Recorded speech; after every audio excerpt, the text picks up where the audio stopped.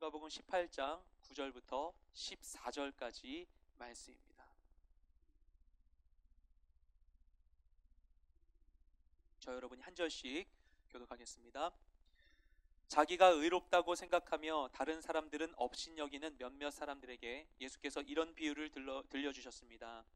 두 사람이 기도하러 성전에 올라갔다. 한 사람은 바리새파 사람이었고 또 다른 사람은 세리였다. 바리새파 사람은 서서 자신에 대해 이렇게 기도했다. 하나님, 저는 다른 사람들, 곧 남의 것을 빼앗는 사람이나 불의한 사람이나 간음하는 사람과 같지 않고 이 세리와도 같지 않음을 감사합니다. 저는 일주일에 2번씩 금식하고 얻은 모든 것의 11조를 냅니다. 그러나 세리는 멀찍이 서서 하늘을 쳐다볼 엄두도 내지 못하고는 가슴을 치며 말했다. 하나님, 이 죄인에게 자비를 베풀어 주십시오. 함께 읽겠습니다. 내가 너희에게 말한다. 이 사람이 저 바리새파 사람보다 오히려 의롭다는 인정을 받고 집으로 돌아갔다. 누구든지 자기를 높이는 사람은 낮아질 것이요 자기를 낮추는 사람은 높아질 것이다. 아멘. 오늘부터 7주간은 기독교의 7대 죄악에 대해 말씀을 나누려 합니다. 기독교의 7대 죄악은 교만, 인색, 시기, 분노, 음욕, 탐욕, 나태입니다. 이 7주 동안 이 죄악들을 하나씩 우리가 들여다보게 될 것입니다. 우리는 구원받은 하나님의 백성으로서 죄의 주제를 다룬 데 익숙하지만 그래도 막상 죄를 거론하는 것은 우리를 불편하게 하죠. 왜냐하면 그래도 우리가 죄인이기 때문입니다. 그래서 진짜 죄의 이야기 앞에서 우리는 움츠러들 때가 너무나 많죠. 우리가 잔소리가 듣기 싫은 것은 그게 틀린 이야기라서가 아니죠. 맞는 말이고 아는 것이기 때문에 더 듣기 싫은 것이죠. 어릴 때 어머니께서 저에게 컴퓨터 끄고 이제 공부 좀 해 말씀하시면 저는 바로 나도 하려고 했어 이렇게 대답을 했어요. 가만히 생각하면 어머님의 말씀이 화를 낼 만한 내용이 아니었음에도 화를 냈었거든요. 아마도 제 마음에도 똑같이 공부에 대한 부담이 있었기 때문이 아닌가 생각을 합니다. 그런데 그 부담감을 공부하는 데 쏟지 않고 자신을 방어하는 데 쏟았습니다. 그리고는 나도 알아, 내가 알아서 할게 하면서 그것을 피하기 바빴었던 것이죠. 그런데 그런 말씀을 하신 어머니께서 저에게 원하셨던 건 그 순간 아들을 깎아내리려는 것이 아니라 아들이 잘 되는 것이었겠죠. 우리가 죄에 대해서 나누려는 목적도 마찬가지입니다. 우리가 그리스도인으로서 자유롭고 행복하게 잘 살기 위한 것이죠. 느헤미야 8장을 보면 느헤미야는 이스라엘 백성을 수문 앞 광장에 모읍니다. 느헤미야가 3차 포로 귀환자들을 데리고 이스라엘로 예루살렘을 돌아간 아주 중요한 목적은 예루살렘 성벽을 재건하는 것이었어요. 성벽은 7장까지 해서 마무리 짓고 그리고 리더십까지 다 세웁니다. 52일 만에 그의 탁월한 리더십을 통해서 성벽이 다 세워지게 됩니다. 8장이 전개되면서 수문 앞 광장이라고 하는 곳에 이스라엘 백성들을 다 모으게 됩니다. 굉장히 많은 사람이 모였던 것으로 보여져요. 본문을 보면. 근데 이때 느헤미야가 건축을 다 마무리 짓고 그리고 지도자들까지 세웠지만 이러한 가시적 성과만으로는 그가 만족할 수 없었기 때문이었던 것이죠. 왜냐하면 그들 민족에게 진정 필요한 것은 외형적인 회복이 아니라 내면의 회복이었기 때문입니다. 그래서 그는 사람들을 수문 앞 광장에 모이게 합니다. 그리고 느헤미야는 학사 에스라에게 요청해서 모세의 율법을 낭독하게 합니다. 그런데 바벨론 포로 생활을 하면서 사람들이 바벨론에 익숙해져서 자기 모국어를 잃어버린 사람들이 있었어요. 그 사람들은 아무리 율법을 낭독해도 알아듣지 못했던 것이죠. 그래서 탁월한 13명의 성경 공부 인도자 리더십을 세워서 에스라가 낭독하면 알아듣지 못하는 사람에게 13명이 동분서주하면서 그 내용을 풀이해 주는 것이었어요. 그래서 전 백성을 상대로 하는 이 대대적인 성경 공부를 새벽에서부터 정오에 이르기까지 계속했다고 이야기합니다. 그런데 이것이 계속 진행되면서 사람들이 그 모세의 율법을 듣습니다. 모세의 율법은 뭐죠? 창출 내민 신이잖아요. 아마도 이때 신명기 말씀이 선포되지 않았을까 생각합니다. 신명기 말씀은 요단강 건너기 전에 40년의 광야 생활을 마치고 모세가 요단강 건너기 전에 이스라엘 백성이 마지막 설교를 했던 것이죠. 이것이 이스라엘 백성의 모든 삶의 지침의 중심이 되는 것이 신명기 말씀입니다. 근데 그것을 선포하고 사람들이 그것을 깨닫게 되자 하나 둘씩 결국에는 모두가 다 통곡하며 울게 됩니다. 성벽을 다 세운 이 기쁜 날 왜 우냐고, 우리 기뻐하자라고 하는데도 사람들이 울음을 그치지 못하는 거예요. 왜냐하면은 그제서야 그들이 하나님의 뜻을 깨달았기 때문이었습니다. 그들은 먼 나라에서 이제 바벨론 이후에 페르시아 시대가 오고서, 근데 그때가 되기까지 그들이 뭐 1대에 거쳐서 2대에 거쳐서 그곳에 살면서 많은 부를 축적했지만 모든 것을 버리고 떠나왔어요. 떠나올 수밖에 없었던 이유는 뭐냐면 그 머나먼 타국 땅 가운데 그들이 고통받고 있었기 때문인 것이죠. 먼 나라에 끌려가서 오랜 세월 동안 차별과 박해를 감수했었던 그들은 그러면서 생각했을 것입니다. 왜 내 인생이 이렇게 어려운 것인가? 왜 우리는 대체 뭘 잘못했다고 우리 고향 땅 버리고 여기까지 끌려와야만 했었던 것인가? 왜 이런 대접을 받아야 되는가? 그 이유를 알지 못해서 답답했을 것이죠. 그런데 고국에 돌아와서 그동안 그 누구도 알려주지 않았던 하나님의 말씀을 듣는 순간에 그동안의 모든 궁금증이 해소되는 것입니다. 그랬구나. 그래서 우리가 그런 일들을 겪어야만 했구나. 왜냐? 하나님의 뜻을 어겼기 때문에. 우리 조상이 어두워서 말씀을 깨닫지 못하고 죄가 죄인 줄 모르고 살았었기 때문에 그래서 우리가 그런 일을 겪어야만 했구나. 하나님이 이미 모세에게 다 예고하셨던 일이구나. 깨닫자 그들이 눈물을 흘리게 되었던 것이죠. 그래서 눈물로 초막절을 보내고 회개하며 자신들의 죄를 끊게 됩니다. 말씀이 없었을 때 그들은 무엇이 죄인지도 모르고 살았던 것이죠. 하지만 말씀으로 죄를 인식하게 되었을 때 그들은 진정한 회복의 길로 나아가게 되었던 것입니다. 하나님은 호세아 선지자에게 내 백성이 지식이 없음으로 망한다고 말씀하셨습니다. 그래서 우리는 모르는 채로 머물러 있지 않아야 되는 것이죠. 문제를 외면하고 감추기보다 빛 가운데 드러내고 회개할 때 우리 또한 진정한 회복으로 나아갈 줄 믿습니다. 오늘도 시작해서 앞으로 7주간 죄에 대해 나누고 기도하는 이 시간이 우리 인생의 새로운 회복의 시작점이 되기를 소망합니다. 그래서 오늘 첫 번째로 나누게 될 주제는 교만입니다. 저희 아들이 요즘 계속 노래를 부르는 가고 싶어하는 곳이 있어요. 바다 호텔입니다. 이게 상호가 아니고 그냥 바닷가에 있는 호텔인데 걔는 뭔지도 모르게 바다 호텔 하는 거예요. 어린이집에 저희 아들하고 친한 친구가 있는데 그 집이 이제 그 호캉스를 많이 하나 봐요. 애가 근데 호텔을 좋아한대요. 그런데 거기에서 바닷가에 있는 호텔을 가는 걸 되게 좋아해서 저희 아들에게 그 이야기를 전했었나 봐요. 그 얘기를 듣고서 아들이 그냥 바다 호텔 가자고 합니다. 그곳이 그냥 꿈과 희망의 장소인 거예요. 거기 가자고 막 해요. 그런데 그 아들의 친구의 부모님이 맞벌이를 하시는데 어느 날 그 최근에 있었던 일인데 그 아들 친구가 엄마한테 일하러 가지 말라고 같이 있자고 했대요. 그래서 그 아이 엄마가 이 얘기를 했대요. 너 엄마가 일 안 하고 바다 호텔 안 가는 게 좋아? 아니면 엄마가 일하고 바다 호텔 가는 게 좋아? 얘기했대요. 그러니까 걔는 바다 호텔 가는 게 좋았다고 했대요. 네. 그래서 그 이야기를 저희 아들이 듣고 왔습니다. 5살짜리 별 얘기를 다 해요. 그래가지고는 그 얘기를 듣고 와서 엄마한테 뭐라고 얘기하냐면은 엄마도 이래 이런 거예요. 네. 그래서 엄마가 설명을 했대요. 엄마 없으면 이렇게 하면 이렇게 엄마 일하러 가면은 너 엄마 못 봐. 이렇게 막 울더래요. 그래서 엄마가 달래면서 용아야 엄마가 일하지 않아도 바다 호텔 갈 수 있어. 가고 싶으면 하나님께 기도하면 돼 얘기했대요. 그러니까 알겠다고 하고 기도하고 정말 아름답게 일이 마무리가 되었어요. 그런데 다음 날 어린이집에서 애가 다녀오고서 제가 밤에 집에 들어갔는데 애가 자려고 하다가 나와가지고는 바다 호텔 갈 거야 저한테 막 이러는 거예요. 그래서 제가 무슨 일 있었냐고 물어보니까 아내가 얘기하기를 어린이집에서 오자마자 그랬대요. 오자마자 기도 필요 없어.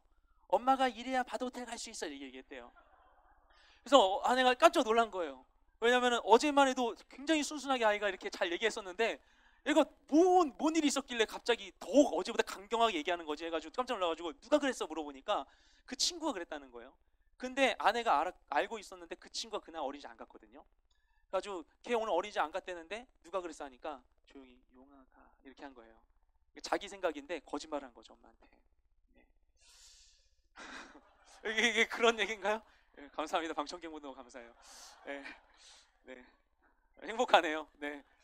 제 아들은 친구의 이야기를 듣고서 자신에게 너무나 그 기대에 찬 그 꿈과 희망의 나라 바다 호텔에 갈 수 없는 이유는 엄마가 일하지 않기 때문이라고 생각하게 되었습니다. 자기 너무나 가고 싶은데 못 가는 게 문제예요.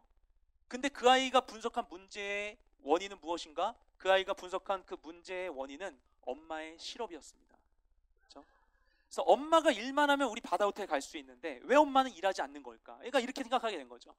내 꿈을 막는 게 엄마인 거예요. 엄마가 일하지 않으니까. 그렇죠? 그래서 원래는 엄마가 집에 함께 있어서 행복했었던 아이가 돌연 엄마가 집에 있어서 슬퍼지게 되었습니다. 바다호텔 가면 되죠. 물론 그 친구네처럼 자주 가지 못하겠지만 엄마가 일하지 않아서 못 가는 건 아닙니다. 그리고 바다호텔에서 주는 만족이 엄마와의 시간보다 좋을 수 있을까요? 그런데 아이는 엄마가 자신을 돌보기 위해서, 자신과의 시간을 위해서 자신의 일과 공부를 포기한 가치를 이해하지 못했습니다.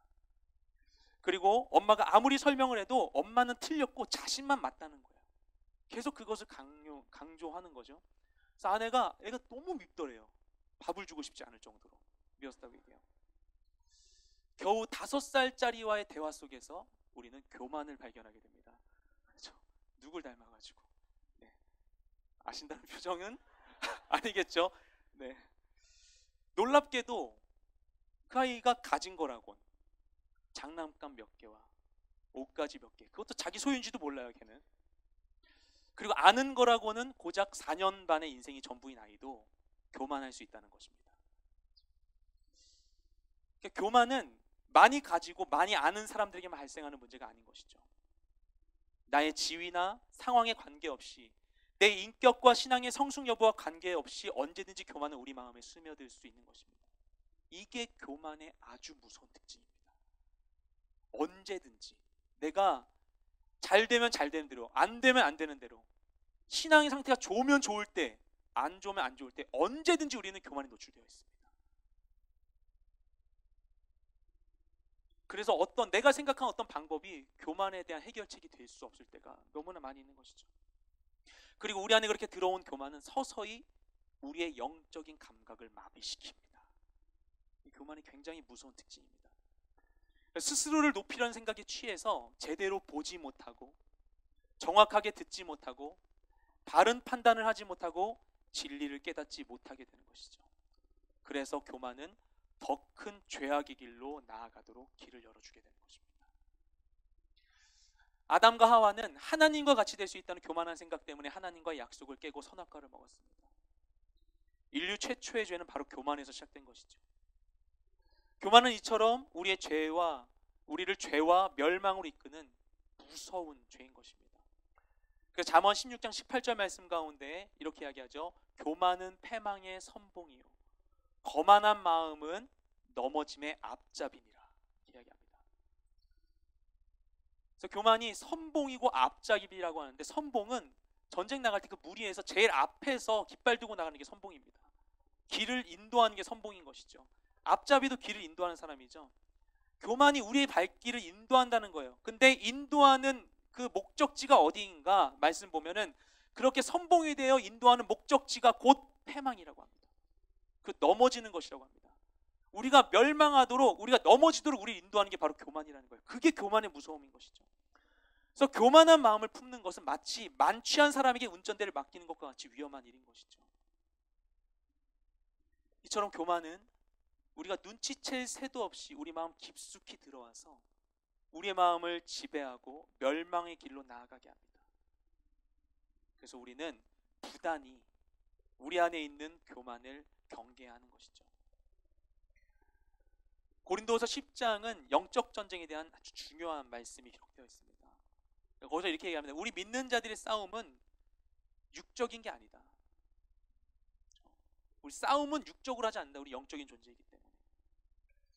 그러면 무엇이 우리가 싸워야 될 대상인 것인가? 그것이 고린도후서 10장 5절에서 이렇게 얘기합니다. 우리가 경계할 대상은 무엇인가 하면 하나님 아는 것을 대적하여 높아진 모든 것, 이렇게 이야기합니다.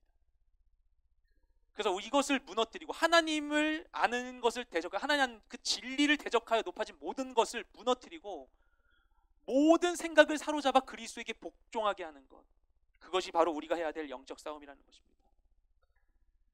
이처럼 우리가 싸워야 할 하나님 아는 것을 대적하여 높아진 그 모든 것의 핵심에는 교만이 있습니다. 이것을 우리가 날마다 부단히 싸워야 될 대상인 것이죠. 그러면 어떻게 우리가 교만을 경계하고 우리의 발걸음을 바른 길로 향할 수 있을까요? 오늘 본문에서 예수님은 자신을 스스로 의롭다고 생각하고 있는 바리새인들을 향해서 경고의 말씀을 전하십니다. 오늘 말씀을 통해서 무엇이 우리 마음 가운데 교만의 통로가 되는지 함께 경계하고 겸손으로 나아갈 길을 탐색해 보고자 합니다. 우리 먼저 9절과 10절 말씀을 함께 읽겠습니다. 시작. 자기가 의롭다고 생각하며 다른 사람들은 업신여기는 몇몇 사람들에게 예수께서 이런 비유를 들려주셨습니다. 두 사람이 기도하러 성전에 올라갔다. 한 사람은 바리새파 사람이었고 또 다른 사람은 세리였다. 아멘. 오늘 본문에서는 예수님께서 비유로 말씀하시는데 9절에는 그 비유의 말씀을 전하는 대상에 대한 정보가 나옵니다.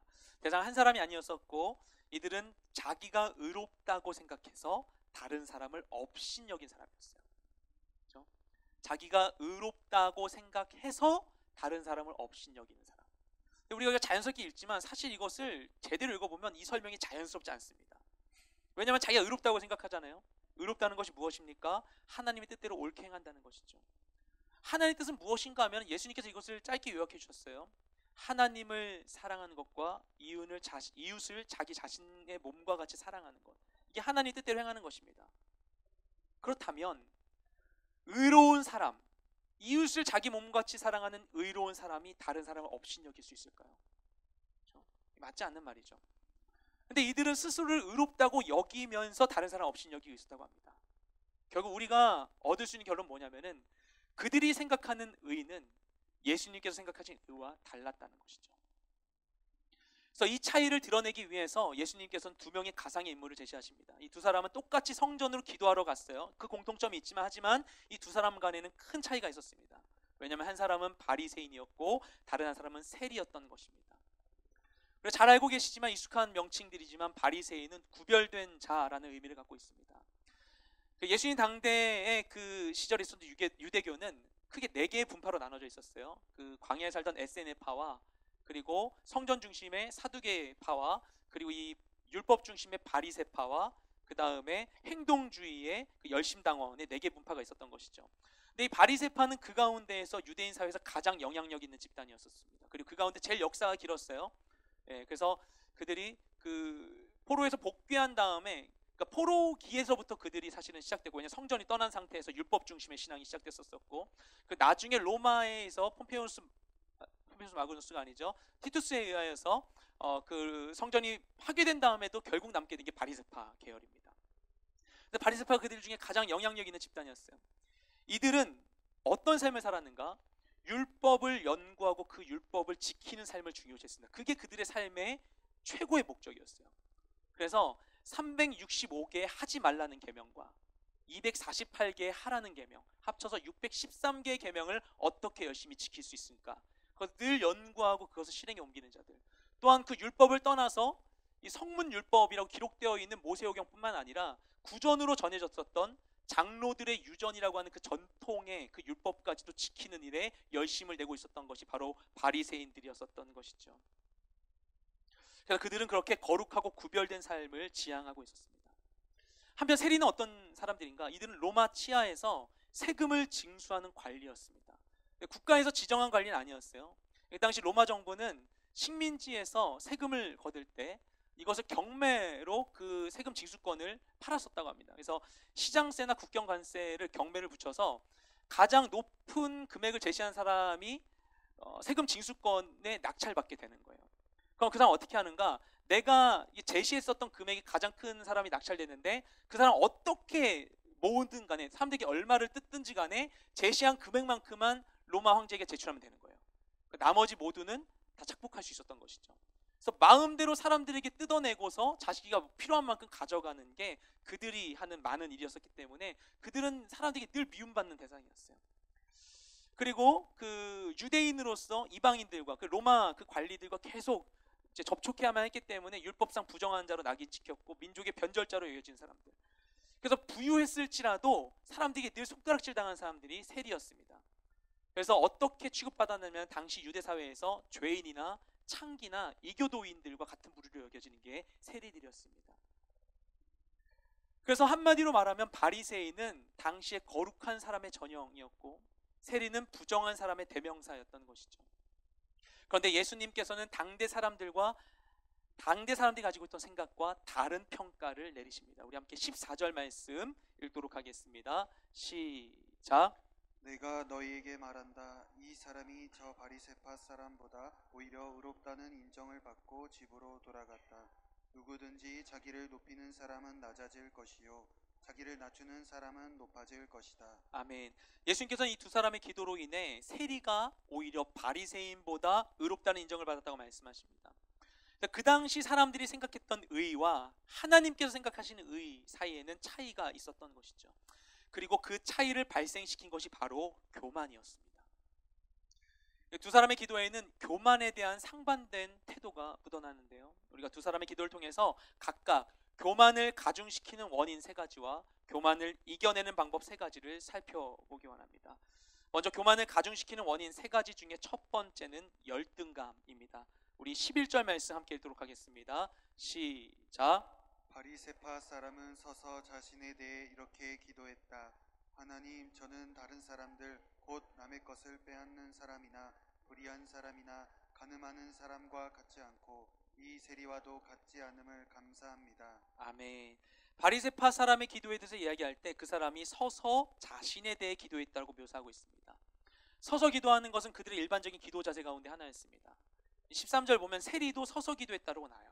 근데 재미있는 건 뭐냐면은 두 사람이 각자 서서 기도한 것에 대한 흥미로운 차이가 있는데 이게 원어로 볼 때 나타납니다. 그래서 바리새인의 경우에는 서서라는 말이 수동태로 쓰이고 세리의 경우에는 똑같은 표현이 능동태로 쓰였다는 것이죠. 그렇죠? 같은 문맥 가운데 이 차이는 분명히 무언가를 드러내기 원하는 것이었을 것입니다. 그래서 바리새인의 경우에 그가 서서 기도했다는 게 수동태로 쓰여졌다는 것은 그가 서서 기도한 것이 자발적인 목적에서 이루어진 게 아니라 피동적인 행위였다는 것을 짐작하게 하죠. 결국 그의 기도는 다른 이들에게 보이기 위한 기도였던 것입니다. 그는 자신을 드러내기 위해서 자신에 대해 자랑거리를 늘어놓으며 거만하게 기도했습니다. 결국 그걸 통해 보게 됐을 때 그는 열심히 기도는 했지만 다른 이들의 인정을 받기 위해 수고했던 것이죠. 그는 스스로 기뻐하고 만족할 수 없는 존재였습니다. 내가 가지고 있는 스스로의 기준으로 좋아하고 싫어하고를 결정하지 못하고 다른 이가 좋다고 해야만 좋아할 수 있는 만족에 대한 주체성을 잃어버린 의존적인 기쁨의 소유자였던 것이죠. 그래서 그 사람이 스스로 만족하지 못하고 평가에 예민해진 이유는 무엇인가? 그 안에 치유되지 못한 열등감이 있었기 때문일 것입니다. 우리가 어린 시절에 경험하는 부정적인 경험들은 우리 안에 있는 열등감을 강화시키곤 합니다. 이제 개인적으로도 저에게 굉장히 큰 쓴뿌리 중에 하나가 열등감입니다. 중학교 때 동네에 겐 유즈드라는 청바지 브랜드 매장이 생겼어요. 새로. 되게 새로웠어요. 당시로서 너무 고가의 청바지여서 입어볼 생각도 못했어요. 비싼 건 한 잠뱅이 정도였는데 저희 문화에서. 그래가지고 처음 보는 브랜드가 생긴 거예요. 그런데 저 비싼 걸 누가 입나 했는데 애들이 하나둘 그걸 입는 거예요. 그걸 보면서 저도 입고 막 자랑하고 싶은 마음이 생겼어요.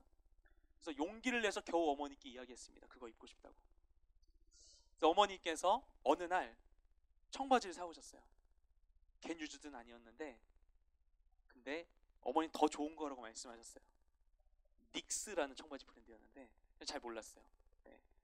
그런데 아시는 분은 이렇게 얘기하시네요. 이게 약간 이게 급이 달랐거든요. 닉스가 더 그랬어요. 어쨌든. 근데 닉스 바지가 있다니까 애들이 막 그때 막 만나면은 저 애들이 막 너 청바지 뭐 있어? 뭐 이렇게 물어봤었어요. 막 그렇게 하면서 막 했는데 닉스 바지 있다고 하니까 친구들이 막 관심을 보이는 거예요. 그래서 너무 보여주고 싶었는데 사복 입을 일이 없었는데 근데 사복을 입고 어디 견학 가는 날이 왔습니다. 자신 있게 닉스 청바지를 입고 나갔어요. 애들이 되게 부러워하는 거예요. 제 청바지에 다들 관심이 집중됐어요. 왜냐면 닉스 처음 입고 온 애였거든요. 그래서 한참 아이들이 관심 받던 중에 한 명이 얘기했습니다. 저 짝퉁이야 이런 거예요. 정적이 흐르는데 그 아이가 그 근거를 제시해요. 그래서 닉스는 세로줄이 있어주는 거예요. 아신 분 아실 텐데 나중에 알았는데 그 말이 맞았어요. 닉스는 약간 아예 세로줄인 게 아니고 이렇게 실 하나 이렇게 이런 식으로 세로줄이 약간 좀 이렇게 있는 듯 없는 듯 이렇게 있어요. 약간 어쨌든 그렇게 있는데 근데 제가 입고 있던 바지는 그 천에 직조가 된 게 약간 이렇게 빗살무늬로 이렇게 비스듬한 줄이 이렇게 돼 있는 직조되어 있는 천이었어요. 그러니까 저거는 빗살무늬 저런 건 닉스에 없다는 거예요. 근데 아무도 닉스 청바지 본 적이 없기 때문에 증명할 수가 없었어요. 애매한 중에 제가 아니야 우리 엄마가 사왔어 이 말로 이렇게 이겨버리고서 그냥 이렇게 애매하게 이렇게 끝났어요. 근데 집에 갔는데 생각을 해보니까 뭔가 찜찜한 거예요. 왜냐면 어머니께서 그걸 사오실 때 그것을 쇼핑백에 들고 오지 않고 비닐봉지에 사오셨었거든요. 그 나중에 그게 닉스가 아니라는 걸 알게 됐지만 어쨌든 그때 그 찜찜한 마음 때문에 그 다음부터 그걸 입지 않았어요. 입지 않았고 그 이유도 어머니께 설명드리지 못했었어요. 네. 제 안에 있는 열등감이 저의 만족의 자유를 박탈하는 것이죠. 이쁜 바지 자체, 그게 되게 하늘색의 예쁜 바지였어요. 근데 이쁜 바지 자체, 그리고 어머니의 그 관심 어린 선물에 만족할 수 없게 만들었던 것이죠. 이처럼 열등감은 우리에게 만족의 주체성을 상실하게 합니다. 이 열등감이 우리 안에 있을 때 교만에 영향을 미칠 수 있어요. 그런데 이 열등감과 교만은, 열등감은 뭔가 없을 때, 부족할 때 생긴다고 생각하고, 교만은 뭔가 많을 때 생긴다고 생각하니까 이 열등감과 교만은 대조적인 감정이라고 생각이 들지만 사실 이 두 가지에 굉장히 밀접한 관련이 있습니다. 열등감이 교만에, 교만이 열등감에 엄청난 영향을 미치죠. 왜냐하면 열등감은 자신을 낮추려는 태도가 아니라 오히려 높이고자 하는 욕구에서 발현되기 때문입니다. 교만하고 굉장히 밀접한 연관이 있을 수밖에 없죠. 그래서 우리가 자신의 열등감을 인식하고 해소하는 것이 우리 안에 있는 교만을 약화시키는 효과적인 방법인 것입니다. 또한 교만을 가중시키는 원인 세 가지 중에 두 번째는 무엇인가 하면 비교의식입니다. 우리 다시 한번 11절 말씀을 읽겠습니다. 시작. 바리새파 사람은 서서 자신에 대해 이렇게 기도했다. 하나님, 저는 다른 사람들 곧 남의 것을 빼앗는 사람이나 불의한 사람이나 가늠하는 사람과 같지 않고 이 세리와도 같지 아니함을 감사합니다. 아멘. 바리새파 사람은 하나님께 감사기도 올립니다. 그런데 감사의 내용이 무엇인가 하면 다른 사람들과 다르기 때문에 감사하다는 거예요. 굉장히 그냥 듣기도 불쾌한 그런 표현이죠. 특히 나보다 잘못한 사람, 그렇게 비교를 하고 있어요. 남의 것을 빼앗거나 불의하거나 가늠한 사람들과 난 같지 않고 이 세리와도 같지 않음으로 인해 감사합니다를 얘기합니다. 율법을 따라서 악한 행위를 멀리하는 것은 좋은 일이죠. 하지만 그는 이것을 통해서 다른 이와 자신을 비교하고 있습니다. 이 역시 앞서 이야기했었던 열등감처럼 스스로 주체적으로 만족하지 못하는 태도인 것이죠. 앞에 이야기했었던 열등감이 다른 이의 평가를 통해서 자기 증명을 하게 하는 것이라면, 이것은, 이 비교하는 것은 상대적인 비교 우위를 통해서 자신을 드러내려는 것이죠. 그리고 결국 이것도 스스로 만족에 대한 기준을 갖지 못하게 되는 것입니다. 내가 다른 이보다 더 나아야지만, 그리고 다른 이들을 짓밟고 무시해야만 만족할 수 있는 것이죠. 그렇죠? 비교의식으로 인해서 하나님의 율법이, 그 사람 안에 있는 비교의식 때문에 하나님의 율법이 그에게 스스로를 높이고 다른 사람들을 업신여기는 도구로 전락하게 되었습니다. 근데 하나님께서 율법을 왜 주셨습니까? 로마서 3장 20절 말씀 보면 율법의 기능이 뭐냐면은 죄를 깨닫게 하는 것을 얘기합니다. 율법은 우리를 명확하게 비춰요. 빛으로 우리 마음을 들여다보고 비춰서 우리가 부인할 수 없는 죄인이라는 사실을 깨닫게 합니다. 그런데 오히려 바리새인들은 이것을 반대로 사용합니다. 율법을 자기 의를 드러내는 방편으로, 자신을 감추는 도구로 사용했었다는 것이죠. 이것은 구원의 도구를 멸망의 도구로 사용하는 것입니다. 우리가 신앙생활을 하는 것은 나를 과시하기 위한 장이 아니라 하나님을 경험하고 드러내는 활동이 되어야만 하는 것이죠.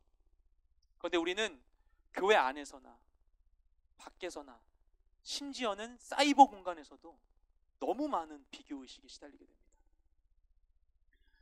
요한복음 마지막을 보면 예수님께서 자신을 부인했었던 그 베드로에게 찾아가셔서 베드로와 아주 의미심장한 대화를 나누시죠. 3번 네가 나를 사랑하냐 물어봤을 때 베드로가 대답합니다. 그리고 예수님께서 베드로에게 새로운 사명을 주시죠. 그런데 그 상황에서 예수님께서 그에게 그 과거에 있었던 모든 것을 사해 주시고 새로운 사명을 주심으로써 세계를 나아가야 되는 그 중차대한 순간 가운데 베드로의 관심은 다른 데 있었습니다. 그래서 예수님의 말씀이 끝나니까 베드로가 질문을 던져요. 근데 베드로가 바로 던지는 질문이 무엇이냐면 이것입니다. 주님, 요한은 어떻게 돼요? 이거예요. 자신의 사명에 대해서 말씀하시는데 그 순간에서도 그는 요한과 자신을 비교하고 있었던 것이죠. 그러자 예수님께서 대답하십니다. 너랑 무슨 상관이냐? 그냥 내가 가란 대로 따라와. 얘기하시는 거예요. 그러니까 우리가 쓸데없는 비교 의식이 우리에게서 떠나지 않아요. 계속해서, 그렇죠? 미디어는 계속해서 우리를 비교해요. 예. 그러니까 우리 구매 소비 욕구를 자극하기 위해서도, 그렇죠? 엄마 우리 집은 뭐 이러는 거죠. 예. 아니면 저거 하면 저 치약 쓰면 저 사람은 나보다 이빨이 더 하얀 것 같고, 뭐 이런 이 비교 의식을 통해서 뭔가 우리 안에 소비 의식을 자극하기 위해서 우리가 자꾸 이런 비교하는 메시지로 세상에 가득 차 있죠. 그런데 그 가운데 쓸데없는 비교 의식에서 벗어나는 길은 무엇인가? 예수님이 말씀하신 대로 그저 자신의 갈 길만 묵묵히 순종하며 나아가는 것입니다. 그래서 무엇과도 비교할 수 없는 나의 길, 주님이 허락하신 나의 길, 그 나의 길을 따라갈 때 교만의 영향력은 축소되는 것이죠. 교만의 영향력을 가중시키는 원인 세 가지 중에 세 번째는 바로 자기 만족입니다. 우리 12절 말씀을 함께 읽도록 하겠습니다. 시작. 저는 일주일에 2번씩 금식하고 얻은 모든 것의 11조를 냅니다. 아멘.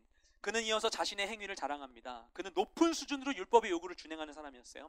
그래서 율법에서 정한 금식은 1년에 딱 한 번이요. 대속죄일에 그때 금식하도록 율법이 기록되어 있습니다.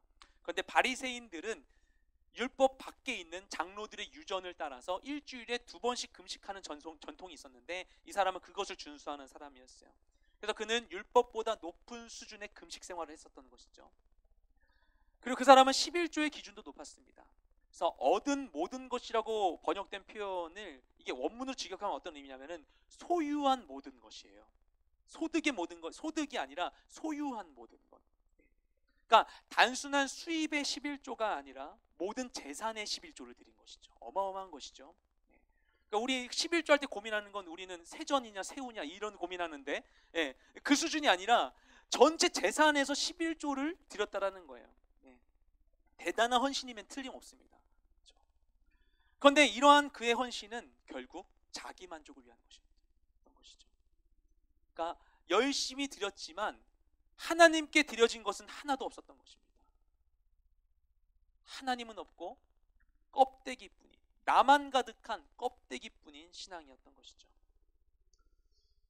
예수님은 이처럼 자기 만족이나 사람들의 인정을 위해 수고하는 자들에 대해서 이렇게 말씀하셨어요. 우리 마태복음 6장 5절 말씀을 같이 읽도록 하겠습니다. 시작. 너희는 기도할 때 위선자들처럼 하지 말라. 그들은 사람들에게 보이려고 회당이나 길 모퉁이에 서서 기도하기를 좋아한다.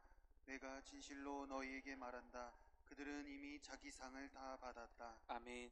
보이기 위해 기도하는 자들을 향해서 예수님께서는 그들은 이미 자기 상을 다 받았다고 말씀하십니다.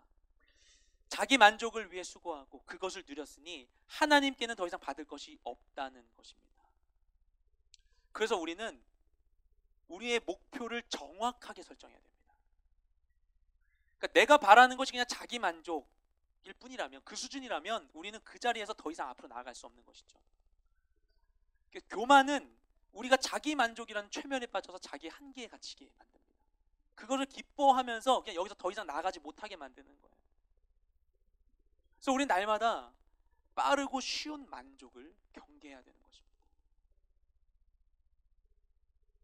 그러니까 겨우 자기 만족을 위해서 교만의 죄를 범하는 것은 그냥 작은 경품 하나 받으려고 빚져서 물건을 사는 것과 마찬가지인 것입니다. 토끼가 거북이와의 경주에서 진 이유는 자신이 거북이보다 빠르다는 사실로만 만족했기 때문인 것이죠. 토끼는 그 사실로 흡족했지만 결국 경기에는 지고 말았습니다. 자기 만족은 실속 없고 영양가 없는 거짓 기쁨인 것이죠.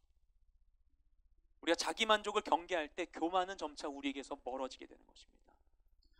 그래서 바리새인의 기도에서 찾을 수 있는 교만을 키우는 세 가지 원인은 무엇인가 하면 열등감, 비교의식, 그리고 자기만족이었습니다. 반면에 세리의 기도를 통해서는 우리가 세 가지 교만을 이겨내는 방법을 발견할 수 있습니다.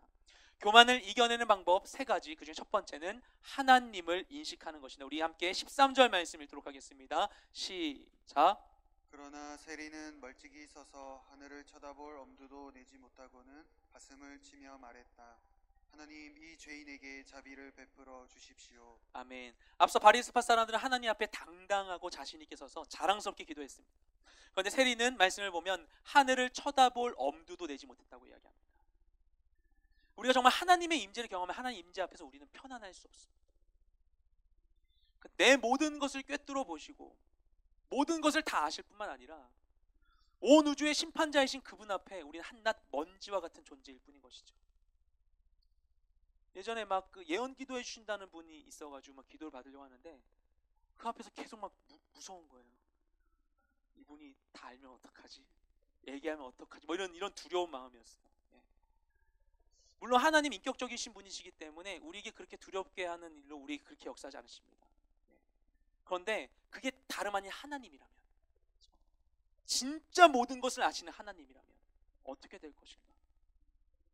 편안할 수 있을까요?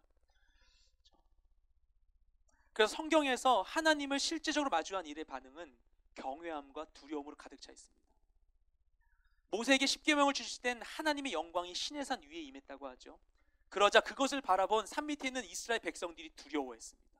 심지어 그들은 모세의 얼굴에 묻어난 하나님의 영광으로도 괴로워했었어요. 또 성막을 다세웠을 땐 여호와의 영광이 성막에 충만했었죠. 이사야가 우시야 왕이 죽었을 때 그 절망 가운데 성전에서 기도한 하나님을 배웠을 때 성전을 가득한 하나님의 그 옷자락과 그분의 임재와 찬양하는 천사들을 보게 됩니다. 이걸 보았을 때 그가 어떻게 반응하냐면은 부정한 자신이 하나님을 배웠다고 두려워했습니다. 베드로가 변화산에서 영광스러운 모습으로 변화된 예수님을 보았을 때 그는 그 영광에 취하게 되었습니다. 자기가 무슨 말을 하시는지도 모르면서 막 예수님께 막 이야기를 하게 되었어요. 하나님께서는 모세를 처음 부르셨을 때 내가 선 곳은 거룩한 곳이니 내 발에서 신을 벗으라고 말씀하셨습니다. 이것이 하나님을 마주한 자의 반응입니다. 오늘 교회 양재 캠퍼스를 가보신 분은 알겠지만 가서 이제 그 앞에 길로 쭉 걸어갈 때 저기 교회가 서서히 보이죠. 근데 바로 전면에 보이는 게 이 커다란 벽에 전체적으로 이렇게 그려져 있는 예수님 그림이에요. 이게 되게 이제 인상적인 이제 그림이죠. 근데 예전에 한 자매님이 친구를 전도해서 처음으로 양재 오늘 교회 데리고 갔었다고요. 근데 이제 그 친구가 이제 교회를 처음 가는데 거긴 특히 더 처음 왔고, 근데 가면서 이제 커다란 그림을 보면서 얘기했대요. 야, 그림 무서워, 이렇게 얘기했대요. 그러니까 그 전도한 친구가 때리면서 야, 네가 지은 죄가 많아서 그래, 이러면서 끌고 왔대요. 예. 이게 그림일 뿐이지만 그것을 듣는데 저에겐 너무나 느끼는 바가 컸어요. 저는 교회 다니면서 그런 느낌을 이렇게 막 가진 적이 없었거든요. 근데 이것이 생소하게 이것을 바라봤을 때 신이라는 존재에 대해서 고민하지 않고 있다가 그 무언가 이렇게 마주한 느낌을 할 때, 물론 그것은 그림일 뿐이지만, 하지만 그 자리에서 처음 교회에 온 그 친구분은 하나님이라는 거룩한 존재를 인격적으로 마주하게 된 것이죠. 그걸 통해서 뭔가 다른 무언가 있다라는 생각들. 하나님을 마주하고 그분을 인식한다면 빛이신 그분 앞에서 교만의 그림자는 사라지게 되는 것입니다. 교만을 이겨내는 방법 세 가지 중에 두 번째는 바로 나 자신을 인식하는 것입니다. 다시 13절 말씀 읽도록 하겠습니다. 시작. 그러나 세리는 멀찍이 서서 하늘을 쳐다볼 엄두도 내지 못하고는 가슴을 치며 말했다. 하나님, 이 죄인에게 자비를 베풀어 주십시오. 아멘. 앞서 바리새인은 그냥 서서 기도한 반면에 세리는 멀찍이 서서 기도했다고 이야기합니다. 당시 예루살렘 성전의 뜰은 단계별로 구획이 나뉘어져 있었습니다. 그래서 넓게 이방인의 뜰이 있는데 그 넓은 이방인의 뜰 가운데 이제 그 예루살렘 성전의 뜰이 이렇게 있었어요. 그 성전의 울타리가 있는데 그 울타리의 입구가 되는 미문이라는 입구로 들어가면 먼저 나온 것이 여인들의 뜰이에요. 여인들의 뜰에서 문 하나를 더 들어가면은 남자들의 뜰이 있고, 거기서 더 들어갔을 때 이제 성전 뜰이 나오는 겁니다. 물두멍과 이제 번제단이 있는 그 뜰이. 그런데 일반적으로 유대인들은 미문 안으로 들어가서 여인들의 뜰에서 기도를 했습니다. 그런데 세리는 거기까지도 가지 못하고 멀찍이 이방인의 뜰에서 기도를 했었던 것이죠. 유대인인데. 왜냐하면 거룩하신 하나님 임재 앞에서 자신의 죄인된 실존을 인식하고 있었기 때문인 것입니다. 우리 잘 아는 베드로는 이상하게 고기가 잡히지 않던 어느 날 깊은 곳에 가서 그물을 던지라는 예수님의 말씀을 듣습니다. 근데 자신의 지식과 경험으로는 불가능한 게 맞는데, 오늘 공친날인데 근데 오직 예수님의 말씀에만 의지해서 그물을 던집니다. 그러니까 다른 거기에 개입할 다른 변수가 없었던 거예요. 그렇죠? 그냥 독립적인 예수님의 말만이 거기에 작용하고 있었어요. 근데 그래서 그물을 던졌을 때 배가 다 실을 수 없을 정도로 많은 고기를 잡게 됩니다. 빈손으로 갈 수 있었는데 그냥 그거 한번 했었더니만 겨우 공치지 않고 그냥 갈 수 있으니까 매우 기뻐하는 게 당연한 것이죠. 그런데 그 순간 그에게 이 만선의 기쁨을 압도하는 충격이 임하게 됩니다. 그래서 고기가 가득한 배를 타고 육지에 도착하자마자 만세 이렇게 외치지 않고 예수님 앞으로 가서 무릎 꿇고 고백하기를 주여 나를 떠나소서 나는 죄인으로소이다 이렇게 이야기합니다. 그들이 살필 수 있는 건 무엇이냐? 베드로는 직업적으로 어부였어요. 어부는 늘 생선을, 동물 시체를 가까이 하고 만져야 되는 사람이죠. 율법에 의하여서 부정한 자로서 낙인 찍히고 벗어날 수 없는 존재인 것입니다. 아무리 돈을 벌어도. 그렇죠? 그런 자의식이 있는 그 존재가 예수님이 비범한 존재라고 깨닫자 나 같은 죄인이 어떻게 이분을 마주할 수 있을 것인가 생각하게 된 것입니다. 그래서 자신의 죄인된 실존을 마주한 그가 예수님 앞에 무릎 꿇게 된 것이죠. 하나님 우리를 부족한 존재로 지으셨습니다. 대부분의 모든 걸 하나님 창조하셨는데 대부분의 동물들은 태어나자마자 스스로 활동을 합니다. 심지어 악어는 알에서 깨자마자 먹이를 자기 스스로 사냥해서 먹는데요. 그런데 인간은 유독 누군가의 케어가 없이는 자랄 수 없도록 창조되었습니다. 그래서 이처럼 홀로 완전할 수 없는 의존적인 존재로 지음받았기 때문에 인간은 하나님께로 향할 수밖에 없는 존재인 것이죠. 그래서 자신의 약함과 부족에 대한 인식은 결국 하나님의 강함과 부유함으로 우리를 인도해 주는 것입니다. 그런데 우리는 그게 사실임에도 불구하고 길을 써서 약해지지 않고 부족해지지 않으려고 합니다. 그리고 자신의 약함을 그 스스로 구원할 수 없는 죄인이라는 사실을 거부하려고 합니다. 그리고 그런 그릇된 욕망 속에서 교만은 싹트게 되는 것이죠.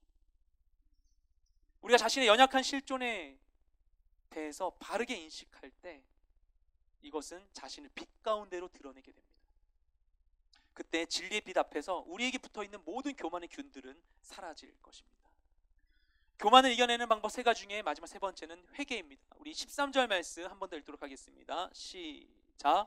그러나 세리는 일찍이 서서 하늘을 쳐다볼 엄두도 내지 못하고는 가슴을 치며 말했다. 하나님 이 죄인에게 자비를 베풀어 주십시오. 아멘. 세리는 위와 같은 겸손한 태도로 하나님 앞에 서서 가슴을 치면서 괴로운 심정으로 간구합니다. 하나님 이 죄인에게 자비를 베풀어 주십시오. 죄를 인식하고 회개하는 것, 이것은 교만을 이겨낼 수 있는 가장 큰 무기입니다. 성전의 제사장들은 거기 물두멍이 있었어요. 번제단이 있고 그 다음 물두멍이 있고 그 다음에 성전이었어요. 근데 이제 물두멍의 물로 계속해서 자신을 정결하게 할 수 있었습니다. 그랬던 것과 같이 반복적인 회개는 조금씩 더욱더 우리를 거룩하게 만들어줍니다. 예전에 그 유기정 목사님이 카운트다운 때 와셔서 하셨던 설교였던 것 같은데 나중에 그런 얘기 하셨어요. 어떤 사람이 그랬다는 거예요. 죄를 짓고 회개했는데 회개해도 변하지 않는다. 그래서 똑같은 회개를 계속하는 게 너무나 괴롭다. 그러니까 이렇게 얘기한 거예요. 그러면은 정말 변하는지 변하지 않는지 한번 봐라. 그 죄를 지었을 때, 죄 짓고 회개할 때마다 그 죄 항목에 대해서 회개한 것을 발을 정자 한 번씩 다 거부라는 거예요. 그래가지고 회개를 하는 획수가 늘어나는데 늘어나는 만큼 내가 변하나 변하지 않나 보라는 겁니다. 너무나 단순하면서 명쾌한 진리죠. 근데 재밌는 건 뭐냐면은 회개의 반복이 나를 더욱더 거룩하게 만들어준다는 것입니다. 죄에 대한 내성이 우리 안에 자라나게 만들어줍니다. 회개를 통해 우리 안에 있는 그 죄의 음지가 사라질수록 교만이 숨어있을 곳도 점점 적어지게 되는 것이죠. 이 회개라는 것은 앞서 이야기했던 대로 영광스러운 하나님과 죄인된 자신에 대한 바른 인식에서 비롯되는 것이죠. 그렇기 때문에 교만, 하나님 아는 것을 대적하여 높아지는 이 교만과는 반대되는 행동일 수밖에 없는 것입니다. 또한 회개는 나 스스로는 구원에 이를 수 없고 오직 예수 그리스도의 십자가의 공로를 통해서만 은혜로 구원을 얻을 수 있다는 그 믿음에 대한 적극적인 행동인 것이죠. 그래서 겸손의 본이 되신 예수님을 따르는 이 회개를 통해서 교만이 우리에게서 힘을 점차 잃게 되는 것입니다.